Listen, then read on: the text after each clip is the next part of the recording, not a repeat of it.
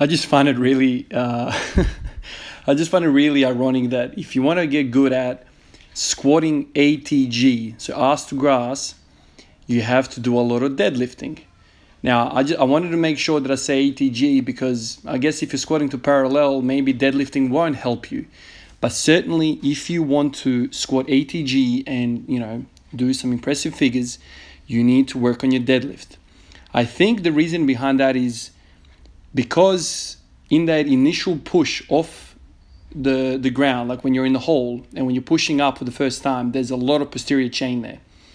And deadlift is posterior chain. It's just ironic to me because, in my brain, it makes sense that, if you want to get good at squatting, you just squat a whole bunch and you get good at squatting. But it seems as though that's not the case. Probably a few years ago, before I started, maybe six to 9 months before I started squat every day, I was coming off a period where I didn't squat at all for about 9 months, close to a year. And that basically started because I was just basically pissed off with how squatting was going. My mobility was not great, and it was getting worse and worse. I talked about this before. It was getting worse and worse to a point where I was just losing mobility and it was just not going great. So I was fed up with it and I gave it up for about 9 months. During those 9 months, I just basically committed myself to deadlifting. I deadlifted a whole lot.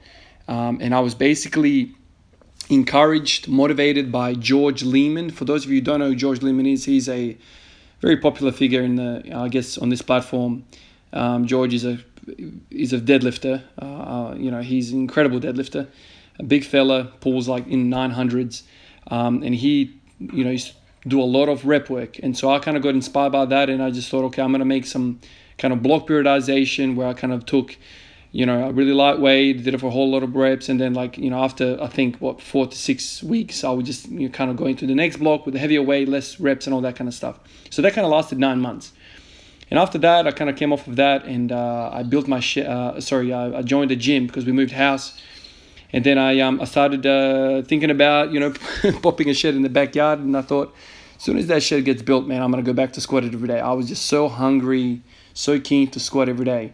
So then I started squatting in these gyms that I kind of was going to at the time. And I found that my squat strength wasn't all that bad. Like I quickly kind of got up to the 180 mark quite quickly. And I found that I had no trouble kind of going in the hole. And last night I actually saw a video, me talking about this on my channel where I spoke exactly about this. So here I am again in the same kind of mindset where I'm doing a whole lot of deadlifting. As you can see there, I'm doing a whole lot of deadlifting. Just to give you appreciation, I did 5 sets of 10 with 40 kilos. Then I went to 90 kilos and I did that for 5 sets of 10. Then I went to 140 kilos and I did that for 5 sets of 5. And then I went to 160 kilos and I did 5 sets of 3 there. And then I went to squatting. So a whole lot of deadlifting. It's really ironic, right? Because I'm supposed to be squatting every day. I'm supposed to be, the majority of my content to be squats. But what I've basically worked out is that squatting, for me at least, doesn't bring strong squatting. Deadlifting brings strong squatting. And that's partly because I probably screwed myself up and I've got some imbalances there and that I need to address. And these are definitely kind of addressing it. It's just it's ironic, your evolution as a intellectual person, as a lifter, is always changing. It's always kind of evolving. But it's one of those things. Like I remember Pavel Tsatsouline. I think it was with Tim Ferriss. It was a podcast by Tim Ferriss, and Pavel Tsatsouline was on it. It was like a long ass thing. It was like maybe 90 minutes to 2 hours. They were talking, and there was one section where basically Pavel was basically saying that a lot of the records that's still standing from the 80s, in the 70s, I think he said, or 80s or 90s or something like that, a lot of those records are still standing. And Tim basically asked, like, are we getting crapper or what's happened? And Pavel said something that kind of resonated with me, and I thought about it right now. He said, doing what works is boring. That's what he said.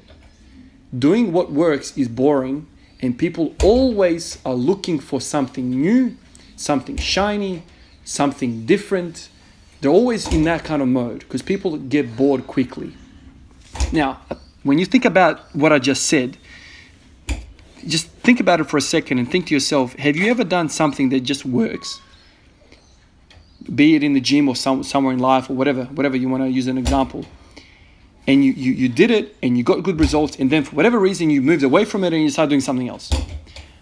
Well, I've done this several times, and I've done that several times in this damn freaking program where something has worked, I've gotten results, then I go high off those damn results and I forgot about how I actually got there. Man, that is infuriating, man. Like that pisses me off. And here I am again in this deadlift stage again, where I'm doing a whole lot of damn deadlifts, and I'm like, I know for a fact that this is going to work because I've got history behind me. I know this works. And so what Pavel Tsatsouline was saying is that programming back in the day, programming like the dudes like, Vukashansky and all these type of characters, Smolov, like all these guys were like back in the day dudes, I mean, these dudes are now like in the 70s, right? Even Abajev, like these guys were basically the foundational brains behind sports science, and they came up with really good things, and we got really good results. I mean, I know some of you guys are going to say, oh, but they use drugs. And as Pavel Tsatsouline says, I'm so freaking glad that nobody in the 21st century is using drugs. Everyone's clean now, right? Everyone's clean. So if everyone is so damn clean, right? like, and those guys I know, I would understand. But we know that people are using drugs probably even more now than before. And still these records are standing. So what gives, man? Like what's giving? What's giving is that the periodization and the sports science back in the day worked, and we should kind of go back to that. The new stuff might not be the greatest. So everyone's kind of trying to make a name for themselves and trying to do some crazy things to get their name up. And we're following these people because that's what we're trying to do, right? We're trying to follow the new trend. But really, the secrets are in the past. All of the secrets, all of the recipes that we need for success are in the past. They're just freaking boring, man. Like I'm doing these damn deadlifts and I'm like, I've done so many deadlifts today. Do I just do deadlifts all day today? Yeah. Yeah, man. You just keep doing those damn deadlifts because that's what works. Anyway, man, it's boring, right? If you want to be a champion, you have to get used to being bored. 2 damn exercises all day. I've been here for 2 hours, man, deadlifting, and now I've did a bit of squatting. You can see 140. And I'm feeling fantastic under the bar after these damn deadlifts. That's the weird thing. I feel amazing. Like I did all these reps and I got to 180 times 1. And I feel strong, no hip pain, no nothing. I just feel like explosive, like I want to use that word. I feel poppy, man. There you go. There are 1,001 programs out there.